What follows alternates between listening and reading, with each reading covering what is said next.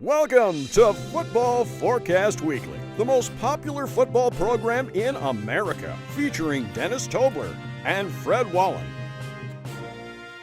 Welcome, everyone, to another edition of Football Forecast Weekly. We're heading into Week 8 in the NFL already, closing in on the halfway mark. Last week's games certainly upset the apple cart. In other words, the bookmakers and the bettors have no direction to go. Now that Tampa Bay and many of the others, Green Bay, and on Monday night, the New England Patriots all lose straight up, putting a ton of money in the bookmakers' pockets, ruining everybody's teasers and parlays. And it's a good time to get some good information from Football Forecast Weekly, because we were dead on last week, me and Fred Wallen, our guest. So first of all, I have to say something in a personal manner. My best friend, my college roommate, my fraternity brother, Bob Hopp in Columbus, Nebraska, had a stroke on Sunday, and my heart and my family's heart is with him, and we are praying for a recovery as soon as possible for Bob. So I must mention that. He's been a big part of my life, and I love the man. So get well, Bob. Okay, now it's time. We're going to get busy and get serious here, and we're going to fill you with all kinds of information from baseball to college football to the NFL. So get your pens and pencils ready. It's the time of the show now where I introduce my brightest star, and that's Mr. Fred Wallen. He's the star of Sports Overnight America on Sports Byline, Sirius XM, all the apps, and he's the man who knows everything about sports, the greatest sports radio host in the world, Mr. Fred Wallen. Welcome, Fred, and thank you. Thank you, Dennis, and thank you, Alan, for putting the show together. There's so much to talk about: college football, the World Series, and of course, pro football. That's what direction do you want to go at the start? I think let's take a quick look at baseball. We're lucky this week. We take the show earlier than they figured the baseball playoffs would be finished. So we already know who's in the World Series. I'm looking at Houston minus 180 and the Phillies at plus 150. Any advanced thoughts on that, Fred? I think defense wins, and I think the Astros have the better defensive club. If you look in the outfield, for example, Schwarber, a tremendous hitter. I mean, no question, but he's not a fine left fielder. I just think the Astros in many positions are better defensively. Both pitchers, both starting staffs are fine. The relief pitching, I think, leans toward Houston. They get the extra home game. So 180 is a high number, but not as high as really I thought it was going to be. I thought it was going to open like at 220. So I like the Astros to take the series and maybe take it quickly in 4 or 5 games, to tell you the truth. I think pretty much along the same lines as you. I don't know whether Philly's going to get the big boost from the crowd. And I also guarantee you that they will not pitch to Bryce Harper, the greatest hitter the major leagues has ever seen. Because when you pitch to Bryce Harper down by 1 run with a guy on base in the last inning of your playoffs, and he knocks it out of the park in a wet rainstorm, that was ridiculous. It was absolutely ridiculous. I couldn't believe they pitched to him, but they put the Phillies in the World Series, and they're not going to pitch to Bryce. He will get a lot of walks, but they're not going to challenge Bryce. I don't care who they are. But I'm with you. And look at the experience the Astros have. How many times they've been there? 4 out of the last 6 or something like that. Yeah. I mean, that's tremendous experience. And their pitching and their closing pitching is all lined up. Everything's straight. They've got plenty of rest. Both teams have plenty of rest going in. First game will be Friday night. On that game there, it'll be in Houston. The first 2 games in Houston. We suspect Houston will be a big favorite in that one. I mean, if I'm going to take anybody here, I'll take it game by game, because I don't think the Phillies can win the series at the plus money. So I'll try to pick my spots and take plus money game by game.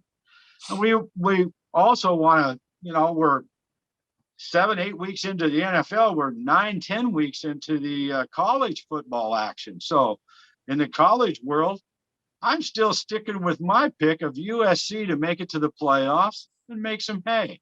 What do you have to say to that one? Well, the loss to Utah is certainly going to hurt.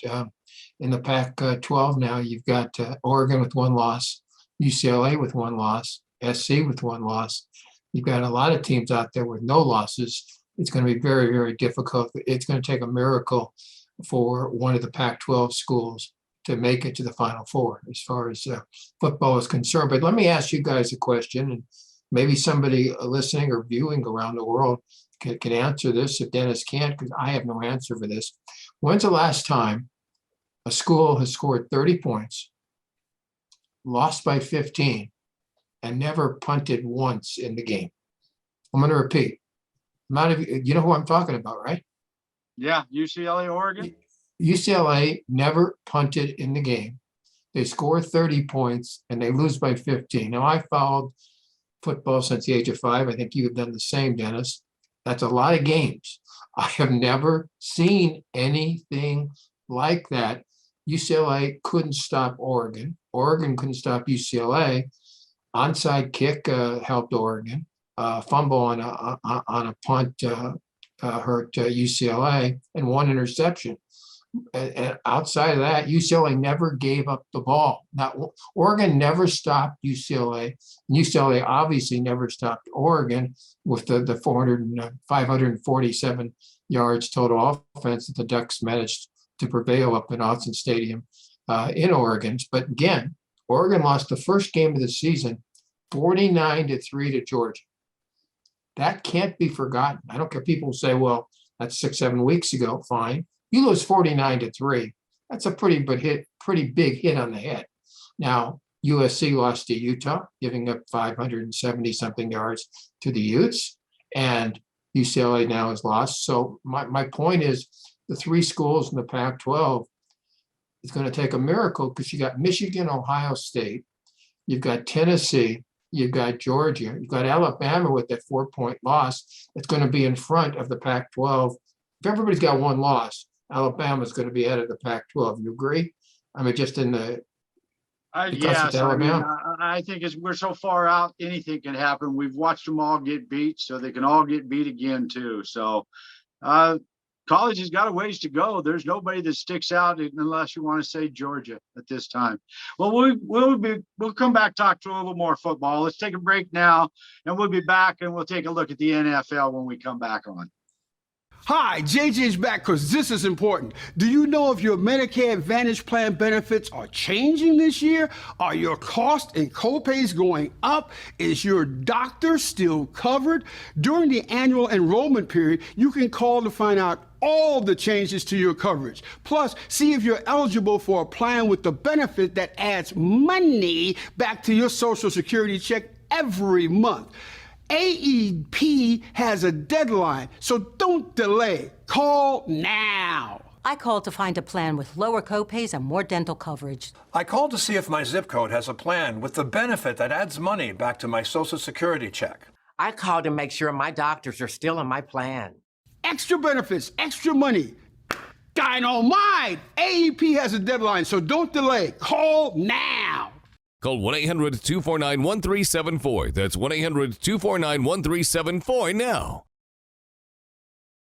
Welcome back to Football Forecast Weekly, everyone. I'm here, Dennis Tobler at Bet Central in Las Vegas. I have on the show with me Fred Wallen, one of the brightest football analysts in the country. And what we're going to do now is take a look at some of the Sunday NFL matchups. And if you were one of the ones that got bombed last week, I would say you probably did not watch our show, because we were right every step of the way, and it seems like the betting public took a hit last week. So this week in the NFL, Kansas City and the LA Clippers are the only two that come up with a bye this week. And I think the Clippers need it, or not the Clippers, the Chargers. I'm sorry, people. The Los Angeles Chargers are the ones who have the bye this week. And I think they definitely need it. So on to the games. First game up, Fred. We're going back to London this weekend for a game against the Denver Broncos and the Jacksonville Jaguars. The Jaguars are 3-39. I don't think anybody's going to get up at 6:30 in the morning Pacific time to watch this game. You have to watch it on ESPN Plus. So if you don't have ESPN Plus, maybe you're fortunate you won't be able to watch it. However, Denver's fun to watch in the fact that they're so bad, it's almost laughable.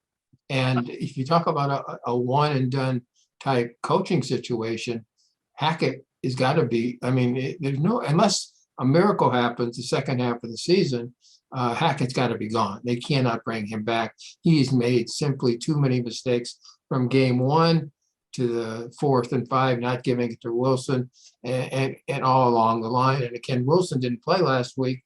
He probably will play this week. Rippey had played last week, but it doesn't make any difference. Denver is just a horrible team, horrible to watch. And the funny thing is, they've got the wide receivers. I mean, you should be able to find them. It's got to be that offensive line. Wilson could not have dropped from up here down to here this quickly unless he's severely injured, and he wasn't injured in game one. So all along the line, he's played on the average, didn't play last week. I think he's going to play in London this week. We'll see what happens, but you can't wager on the Broncos. In fact, in May or June, when they opened this whole thing up, when you found out this game was going to be in London, the Broncos were a 6-point favorite, I believe. And now the Jags, whatever, 3 or 3.5 point favorite. It's like a 10-point switch. Dennis, you have followed this awfully long time. When have you seen a 10-point switch? Oh, I've seen them before, and these games in London irritate me.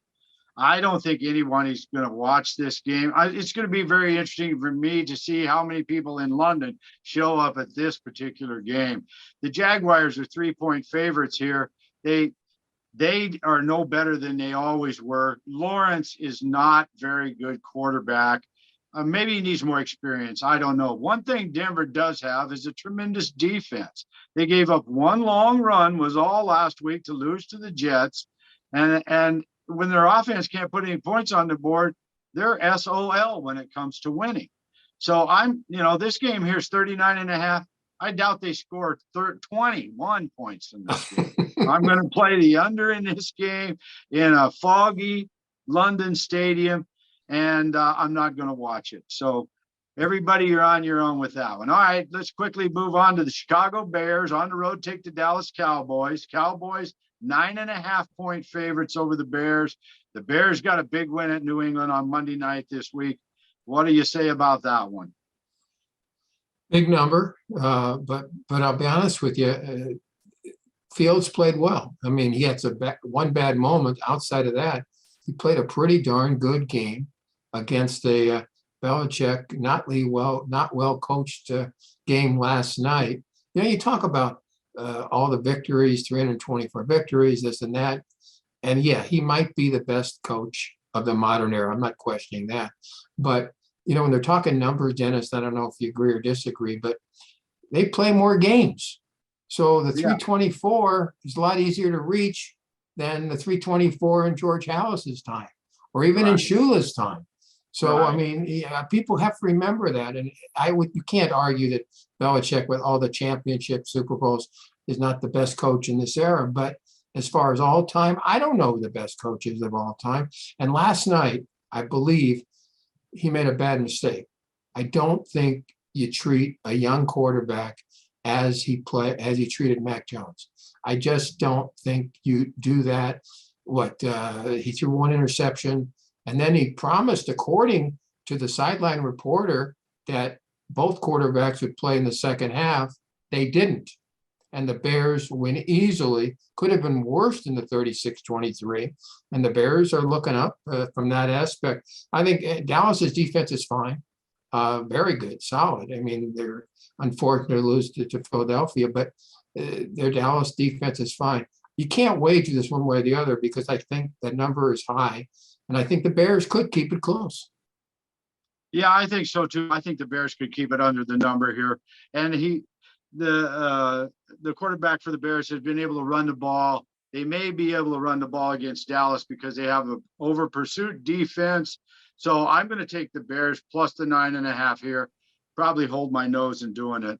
Let's try to get one more game in here that may be of interest to people on the East Coast in our new markets with the Stound Network.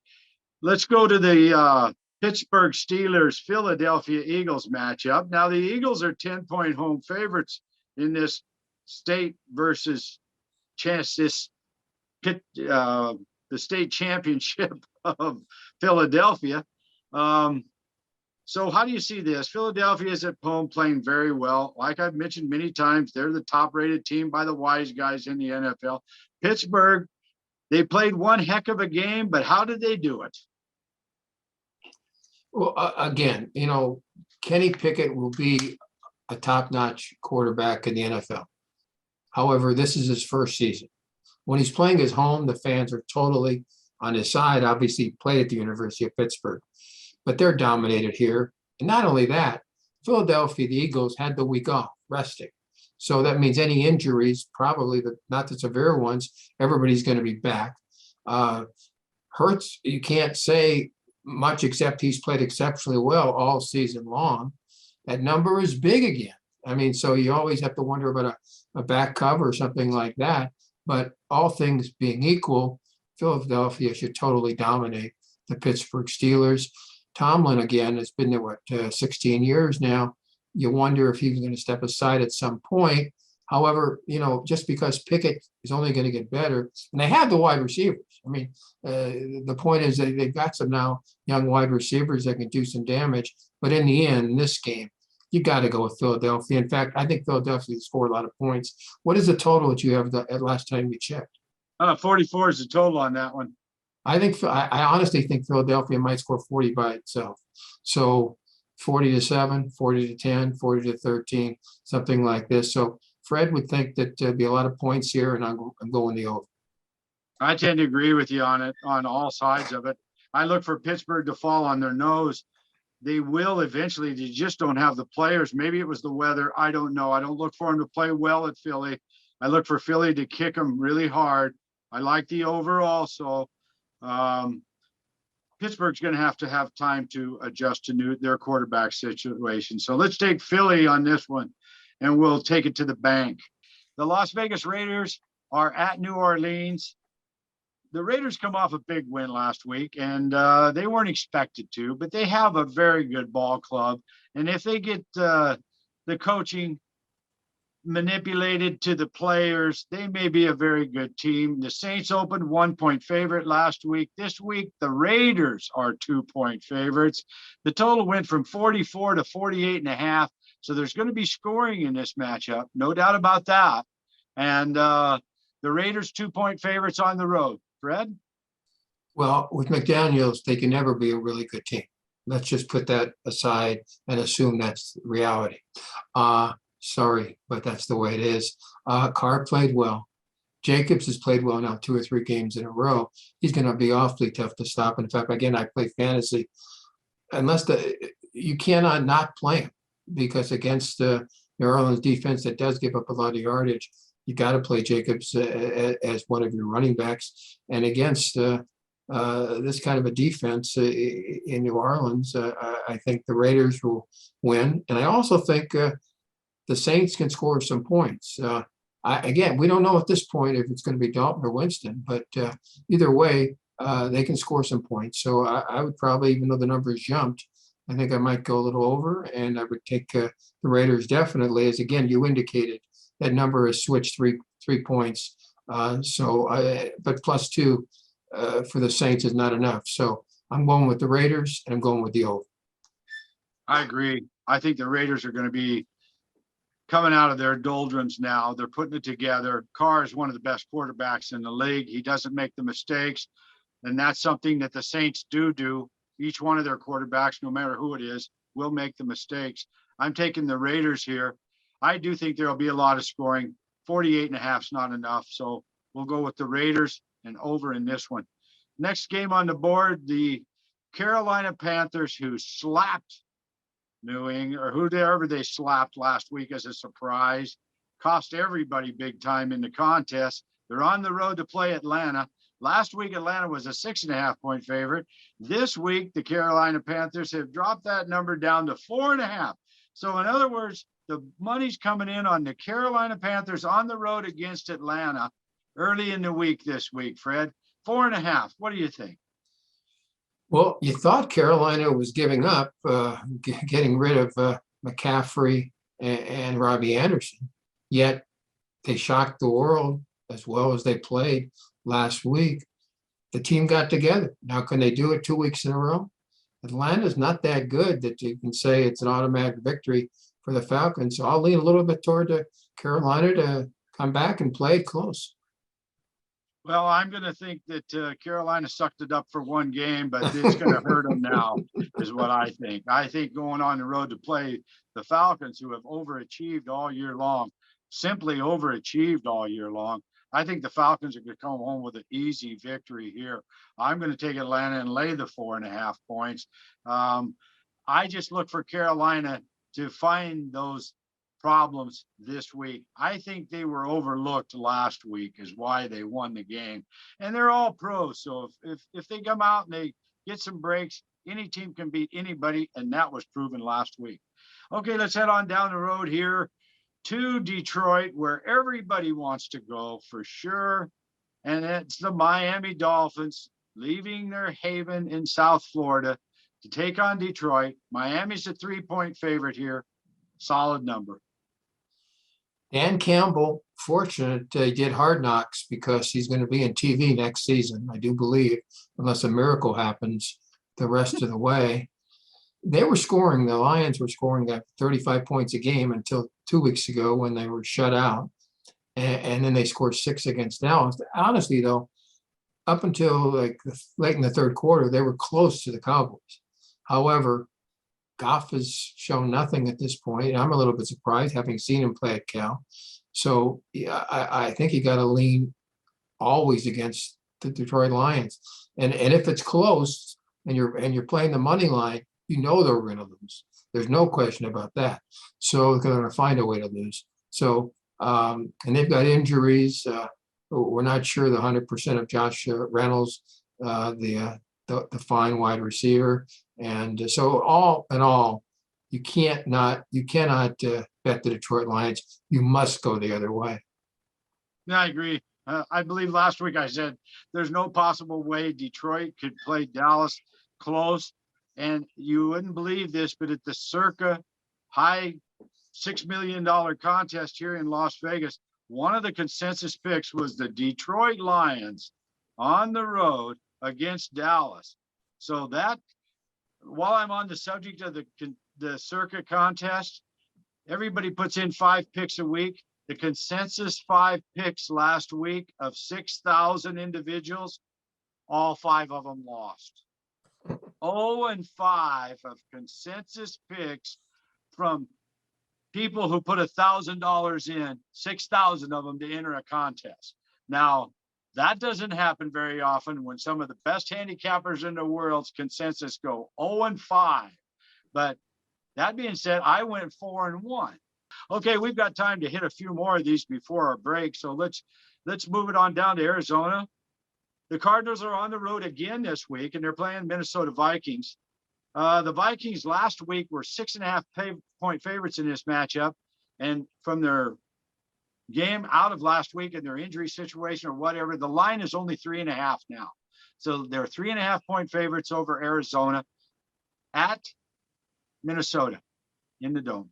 If you look at the defensive standings in the National Football League, Minnesota, even with its record, is 26 on the defensive side. Murray seemed to find himself last week. You've added 2 wide receivers now. Hopkins, you saw what he can do. Robbie Anderson will catch some passes. So I think you got to take the points in Arizona, and I think that's why the number has moved, because the play Arizona played last week. And again, you got to look deep into those numbers. You know, if you give up in total yardage, 26 in the league, eventually, I think, Dennis, and you know this, it's going to come to hit you in the head. You've been very fortunate that it hasn't so far. But again, with Murray improving each week, I'm taking Arizona here. Yes, I'm going to take Arizona too. I haven't been sold on Minnesota. However, they've played well enough during the course of the year. That hook, that 3.5, that half point on the end of that is probably going to be the difference in this game. I look for either team to win it by 3. So therefore, I will take the Arizona Cardinals plus the points in this one. And don't be surprised if there are a lot of points scored too in this matchup. Well, we've talked a lot about Belichick and his team's on the road to play the red hot New York Jets, who are 5-2 on the season, surprising everybody. And this surprises me. The Patriots are 2-point favorites on the road. Does that surprise you? Yeah, especially off of Monday night, excuse me, off of Monday night's performance. Again, I think, who am I? I'm not a coach. I think Belichick made a mistake. You start the quarterback who's been injured in Zach Jones. You give him more than one interception as a chance. You pull him, and then Bailey Zappi played well originally, played horribly in the second half. And apparently, according to what we heard on TV, the sideline reporter indicated that Belichick indicated that both quarterbacks would play in the last 30 minutes. They didn't play Jones. I think he's going to start Jones here. And I think it can also cause some problems in that locker room. We both played enough sports to understand this. If there's some question about who's the quarterback going to be or the point guard going to be in basketball or whatever the case might be, and some guys are on one guy's side and some guys on the other, this could be happening now with the Patriots. Belichick may have helped cause it. I think you just give the quarterback more of a chance. If Jones plays horrible the first half on Monday, okay, then maybe you pull him. You don't pull him after one interception. I think you put too much pressure on the club. You saw the results. The Bears could have won worse than 36, by a bigger number than 36-23. And if the Bears can beat you by that many points, you got a problem with the Patriots. Well, I think the Patriots, I don't tend to agree with you wholeheartedly on that. The crowd wanted Zappi. Zappi come in and threw 2 touchdowns in quick order. I don't think that Mac Brown or whichever Mac it is that good in the first place. So I don't think he did anything wrong by doing that, gave himself a better chance to win. But you're right. There is now a quarterback controversy in New England. And in this matchup, I'm going to take the Jets. I'm just going to go with them wholeheartedly, a big crowd. They are playing like they want to win. They have the people that can beat the Patriots. The Patriots are no better off personnel-wise than the Jets are. I'm going to take the Jets here. I'm going to play them on the money line. So we'll be right back. We have a couple more games to cover in the NFL, of course, the Monday night game. And we'll be right back with more football action after this short break. Hi, folks. It's the Medicare annual enrollment period, and this year it's simple. 1, before the deadline, call the number below. 2, check your zip code for a Medicare Advantage plan with prescriptions, dental care, and the benefit that adds money back to your Social Security check every month. 3, you'll find out what you're eligible for. AEP has a deadline. Call now. I called to find a plan that covers more of my dental expenses. I call every year to make sure my doctor is still in my plan. I called to find a plan with lower copays. I called to see if my zip code has a plan with the benefit that adds money back to my Social Security check. I call every year. Millions of people have called the Medicare Coverage Helpline. You can too. Get what you deserve. AEP has a deadline, so don't delay. Call now. Call 1-800-490-6545. That's 1-800-490-6545 now. Well, welcome back, everyone. You don't know how much fun we have on this set every week. I'll tell you what, between Fred and Alan, a bunch of jokesters. We had another jokester on the show, and I should mention this. Trip Mitchell was the prior host of Football Forecast Weekly. He's gone his own direction to be a limousine driver now. So I will be taking over as the host in this particular situation, which is a great deal for us. We'll be able to bring you some guests, some bookmakers, and other people to interact with Fred and I as we go forward. So you have a different look to Football Forecast this week, but the information is still the best insights and information you'll ever get on this planet. So stay tuned. We're back to the NFL right now, and I'm here with Fred Wallen. Fred, we left off with New England, and we've said so much about them. I don't think we need to talk about them anymore today. So let's move on down to Tennessee, another road favorite at the Houston Texans. The Houston Texans came in here to Las Vegas last week, and many people thought they would cover the 7-point number. I was not one of them. I knew that the Raiders would blow them out, and blow them out they did. Look, the Raiders have quality personnel. If they can get a running game going and an offensive line to protect Derek Carr, who's one of the 3 or 4 best quarterbacks in the league, they're going to go a long ways this year. So, in my opinion, the Houston Texans, they didn't hold a candle to them. Now, Tennessee played very well last week. They could have even won by more. They have the great ground game. The line last week was 3.5 on the road for Tennessee. It's down to 1.5. Now, I don't know whether they figure that Tennessee played bad or that Texans played well against the Raiders. I don't understand the line movement. Obviously, we're earlier in the week and there may be some injuries, but from the line to go from 3.5 on Tennessee down to 1.5 on Tennessee on the road to play Houston, it seems out of whack to me. I'm going to take Tennessee and I'm going to lay the 1.5 point on the road. Fred? I agree with you. I think the only question, as you indicated, was that Tannehill may have hurt himself late in that game. That be the case, obviously, you lose your first string quarterback, anything is possible, but he can certainly play. It didn't look like it was a severe injury. So, and he came back to play. So most likely he'll start. And if he starts, the Houston Texans, they're going to, I've seen two different power ratings. One of them, they're 31st of 32 teams, and one of them, they're 30th of 32 teams. So the point being, it's not a very good team. The only other side would be Tennessee is always sky high when they face Indy. You got the 2 top-notch runners on each club in Henry and Taylor with the Colts, and he with Taylor's back. So you got to wonder about a slight letdown. I don't think that's going to matter. The line is so short. And again, even if Tannehill doesn't play, the line should be bigger, I think, than it is. So I've got to go with the Titans here to beat the Houston Texans. Okay, here's another very exciting matchup, and this one truly is. It's the New York Giants, who are 5-1 on the season, I believe, or 6-1 on the season. They are the biggest surprise in the NFL. There's no doubt about it. They go clear across the country this week, however, to take on the Seattle Seahawks, who have been playing like balls of fire. Now, let me say this, and I want all the viewers out there and all the listeners to hear this plain and clear.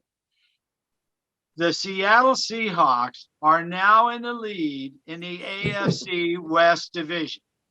There was not one person who predicted halfway through the year the Seattle Seahawks would be first place all alone in the AFC West against all those powerful quarterbacks and those powerful teams. But it looks like Geno Smith just wants to make a name for himself now. Looks like Seattle's playing much better without Russell and without the complaining and without everything. Anyway, Seattle's a tough home opponent. They were 1-point favorites last week. They're 3-point favorites this week. So money's coming down against the Giants. This is a very tough matchup because I think the Giants are very well coached. I think they are a very strong team. I don't think they can go across the country and get a win here. And I do think 3 is the key number. Whichever team wins is going to win by 3. That's what I think. I think it'll be a hard-fought battle. I am hard-pressed to pick anyone at this spot. But if I had to make a pick on a contest or something, I'd take the underdog Giants because you get a push, you get a 0.5 point on the contest. You get nothing when you bet, but I'm going to go with the Giants on a slight wager here. Seattle's played so well, I hate to, but I am going to take the Giants.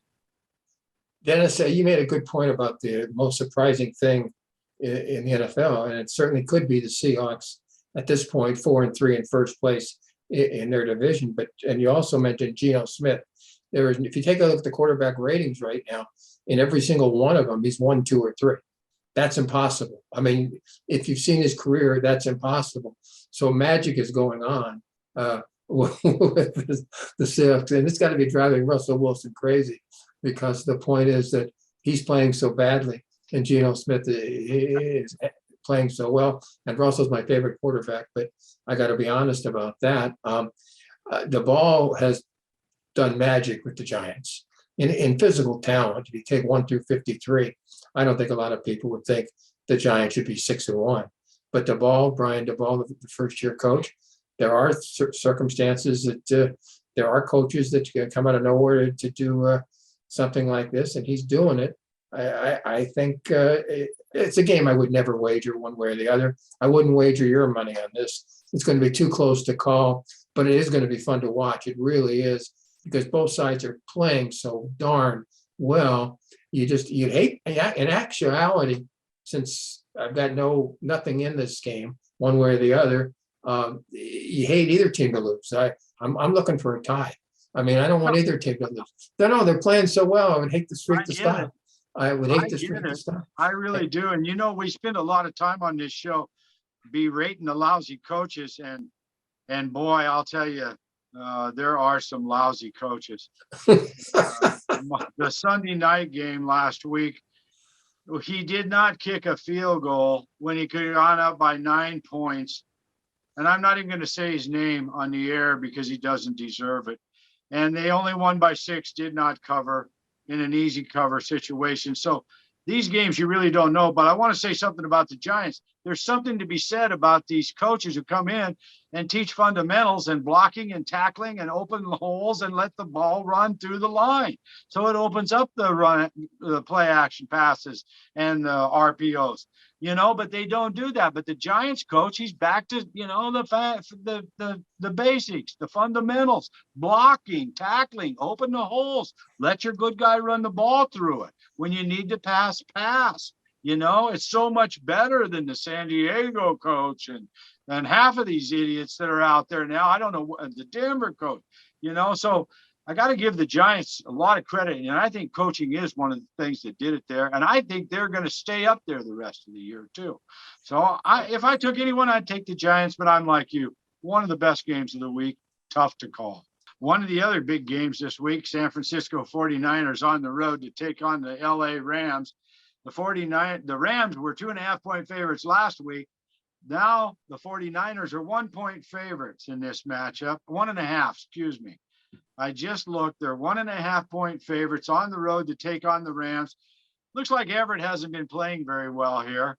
I don't know what makes the Rams the 49ers a 1.5-point road favorite, because they haven't done that well this year. So this is a tough matchup. Give us your California view. Well, just take a look at the record, though, of the 49ers versus the Rams. Shanahan versus McVay. Total domination for San Francisco.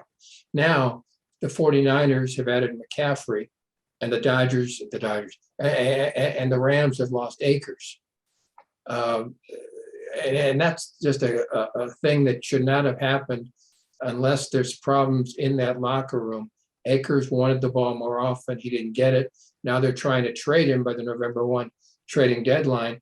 The 49ers went after McCaffrey. The Rams went after McCaffrey. The 49ers win in that battle. I like San Francisco. I think they played badly against Kansas City, but that was McCaffrey's first game. And you got Matt Stafford and you got Jimmy G, two above average quarterbacks, but not much better than that. Stafford has not played well at all this year. I think the 49ers will find a way to win.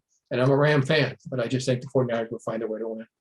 Well, on this one, it's really hard to call on this one. And honestly, the 49ers have beaten the Rams so many times that the numbers tell you have to go with the 49ers. Actually, I'm going to go with the Rams and take any points I can get in this matchup. They're a home team. They're the Super Bowl champs. If they don't win this game, they may as well give it up. Okay, so I'm going to take the Rams plus the 1.5 in this matchup. And now we get to what might be the biggest game of the week outside that Giants-Seahawks matchup. The Green Bay Packers and their crybaby quarterback, unvaccinated and the works, are on the road to take on the most powerful team in the NFL, the most powerful team I've seen in a while, the Buffalo Bills. The line moved from 8.5 last week to 11.5 this week. That tells you pretty much what everybody thinks. Rodgers has lost 4 in a row. And it don't look like he's going to win anything soon because he's a double-digit underdog on Sunday night this week. The first time in his career, he's a double-digit underdog. Think about that. Yeah, the 15 years, very first time he's ever a double-digit underdog. I'm not going to give anything over 10, so forget that. But I tell you this, I have a hunch Rodgers will find a way to score some points. So what is the total last time you checked as far as in this one? 47.5, 48, that range. I think Buffalo will score 35. So I think if Rodgers can score 17, that's 52. I'm going over in this one. It should be a fun game to watch. Rodgers, whatever, look, I call him Aaron Ego, unvaccinated, but the one thing you got to say is when he's on, he's on. And I just have on, this is a game where even though Buffalo's got a good defense, I think the Packers will score some points. So I'm going over in this one. Yeah, that's a smart play if you don't want to play the Bills, but I'm going to tell you right now, I'm playing the Bills. I have seen the morale of the Green Bay Packers. Aaron Rodgers has taken their morale to the dirt. He ended up on his face last week in a loss, and the Buffalo Bills are just too powerful. Josh Allen has become, I don't know, he could be a Terry Bradshaw of the old era or something, where he's just come to the top now. And there's nobody playing better than him. There's nobody than the Bills Mafia crowd to be cheering against. And who would they want to beat the worst in the league? The Green Bay Packers. So I think they're going to kick their ass this week. I'm going to lay the 11.5, 12.5, and I'm going to take the Bills. I look for them to win by 16 to 17 points minimum in this one. So we've been through the schedule. We'll be right back after these messages with our look at the Monday night matchup. Do you listen to the TV on high volume or have trouble hearing conversations? Then you would benefit from hearing aids. Don't waste thousands on expensive hearing aids when you can get Nano's revolutionary technology for just $297. Don't be fooled by higher-priced hearing aids. The CIC Recharge is a true hearing aid, not an amplifier. With rechargeable technology many customers say is superior to more expensive models. Call now and get not one, but 2 Nano hearing aids for just $297. Plus, we'll add a portable charging case and ship your order absolutely free. The CIC Recharge has a tiny in-the-ear canal design that is nearly invisible. Why keep missing out on important conversations or waste thousands of dollars? Call and get 2 CIC Recharge hearing aids for only $297 and free shipping. 800-854-2762. Again, that's 800-854-2762. Hi, folks. It's the Medicare annual enrollment period, and this year it's simple. 1. Before the deadline, call the number below. 2. Check your zip code for a Medicare Advantage plan with prescriptions, dental care, and the benefit that adds money back to your Social Security check every month. 3. You'll find out what you're eligible for. AEP has a deadline. Call now. I called to find a plan that covers more of my dental expenses. I call every year to make sure my doctor is still in my plan. I called to find a plan with lower copays. I called to see if my zip code has a plan with the benefit that adds money back to my Social Security check. I call every year. Millions of people have called the Medicare Coverage Helpline. You can too. Get what you deserve. AEP has a deadline, so don't delay. Call now. Call 1-800-490-6545. That's 1-800-490-6545 now. Listen up, football fans. For this week's best bets, call us at 1-888-604-6863. That's 1-888-604-6863. Be a winner. 888-604-6863. Welcome back to Football Forecast, everyone. The Monday night matchup this week is a good one. In-state rivalry, the Cincinnati Bengals on the road to take on the Cleveland Browns. Cincinnati's a 3-point road favorite in this matchup. It should be a barn burner. Fred Wallen, what's your pick? I think Joe Burrow's found his way. He started slowly, but I think the real Burrow has shown up. He had 340-something yards in the first half. If it had been a close game, he probably would have thrown for 550 or 600. He did throw for 481 yards. Cleveland's lost a lot of close games. I don't think this one's going to be that close. I think Burrow and Herbert are the two best young quarterbacks in the National Football League. I think Burrow is going to show it against the Browns. And again, you lose a lot of close games, as Cleveland has. And apparently after the game, there was an argument and screaming in that locker room. I don't care. Eventually, you break up. You break. You lose a lot of close games. And they're saying, well, it just shows that we want to play the rest of the season hard. Maybe, but maybe there is some split there. I'm taking Cincinnati, Zach Taylor, Joe Burrow, big against the Cleveland Browns. I agree with you, and I don't know what's ever going to make the Cleveland Browns a winning team. Okay? I mean, the whole place sucks, all right? Cleveland, Northern Ohio, I'm sorry, fans up there, you're stuck with them. That's what we think in Las Vegas about it. The matchup, I tend to agree 100%. Joe Burrows is going to throw for all the yards he wants. Covering the 3 points will get you out of any kind of dirty water you're in if you happen to mess up during the week. And this just might be one of the best bets of the weekend is to take Cincinnati Bengals over the Browns. I mean, this is there's no home court advantage in this matchup. This is team against team. And Cincinnati is so much better than the Cleveland Browns. There's hardly any way that they can lose this game. And if you like money line wagers, it's not that bad, 140 or something on the Cincinnati Bengals to win the game straight up. That should be a no-brainer. The total went from 45.5 to 47.5. I might mention, I think I'm going to play the over on that game too, because I think Burrow's going to put up 35 points. So on the Monday night game this week, we're going to both take the Cincinnati Bengals. So we got just a few seconds left in this week's show, Fred. You're going to pick the Houston Astros to win the baseball championship.